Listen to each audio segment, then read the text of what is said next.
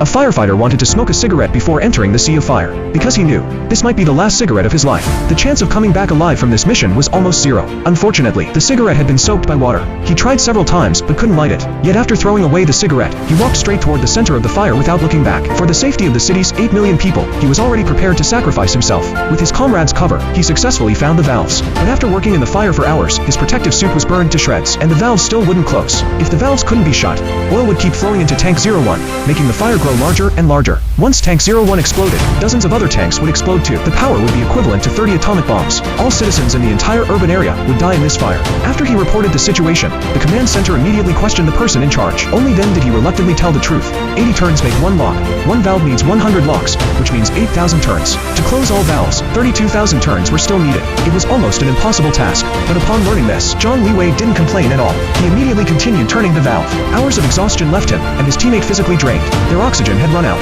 Breathing was even difficult in the scorching fire. Fortunately, they successfully closed these two valves. The fire grew more intense. Knowing they couldn't get external support anymore, they turned toward the last two valves across from them. During the way, an explosion occurred. The captain almost fell into the fire, but was pulled back in time by his teammate.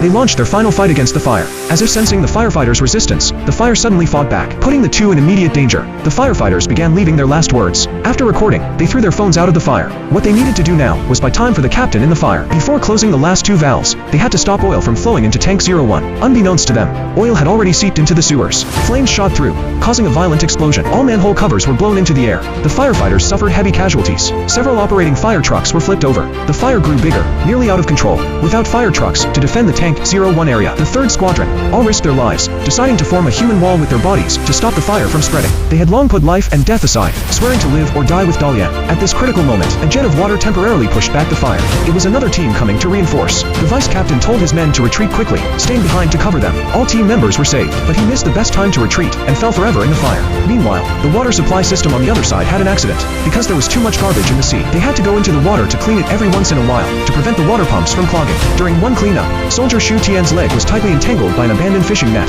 No matter how hard he tried, he couldn't surface again. In his last moment, he was still thinking about the mission. On the other side, in the fire, one of the two, turning the valves, couldn't hold on anymore. The captain lied, saying only one valve was left and he could handle it alone, tricking the teammate into leaving. As soon as the teammate exited, the fire instantly blocked the way back. The captain had given him the chance to live, but he himself would never come out. Enduring the extreme heat, he mustered all his strength, finally succeeding in closing the last valve. With a loud explosion, he was blown into the air, then fell into the sea of fire. After the sacrifice of many firefighters, the fire was finally brought under control.